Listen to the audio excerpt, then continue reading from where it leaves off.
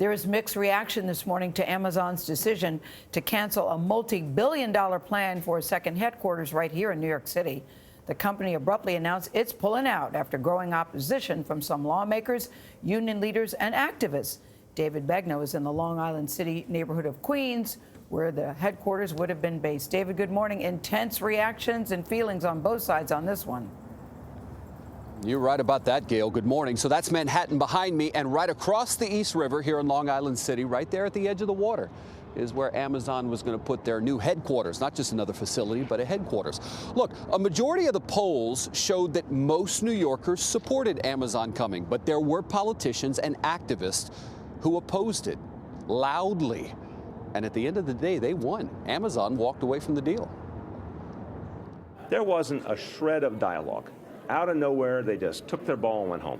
New York City's Mayor Bill de Blasio says a senior Amazon executive broke the news to him over the phone on Thursday. The company would not reconsider its decision to ditch plans for a roughly $2.5 billion New York City headquarters. And all we asked was that they be a good neighbor and be part of the community, and clearly they weren't ready to do that.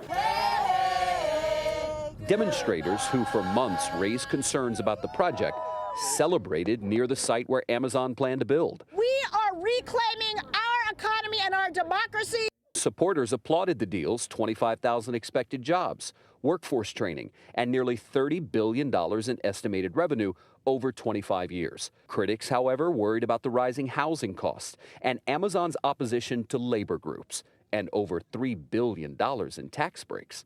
Congresswoman Alexandria Ocasio-Cortez represents the district that borders the proposed site. We could hire out more teachers, we can fix our subways, we can... Ocasio-Cortez and other political leaders, including President Trump, have criticized Amazon for not paying enough in taxes.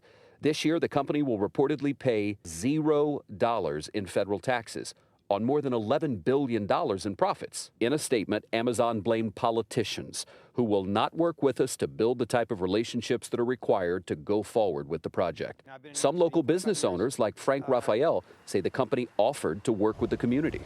They were coming to meetings, they were speaking, and they really were trying to do the right thing. Frank was the only person here yesterday who actually was for the plan. Everybody else was against it, who gathered to celebrate. Amazon says they're not reopening the search to find another location. They were going to open another headquarters in Virginia. They will continue with that, and another facility in Nashville. Listen, John, if you believe the polls that a majority of people wanted this, what happened yesterday was an example of a minority group, a small group with a loud voice, taking on a $1 trillion giant and winning. That's right, David. It's a David and Goliath story. Thanks so much, David.